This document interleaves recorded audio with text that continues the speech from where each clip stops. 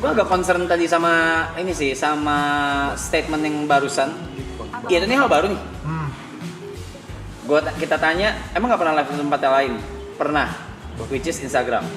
Dan lu kena mental dengan komen-komen.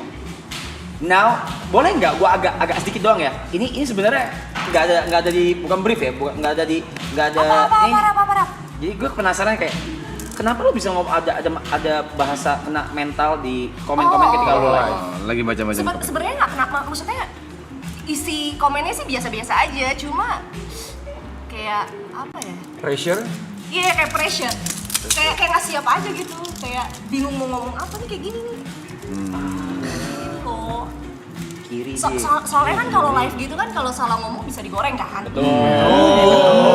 Pergerakan juga dilihatin. Iya kan? Terakhir salah ngimpi digoreng. Iya kan?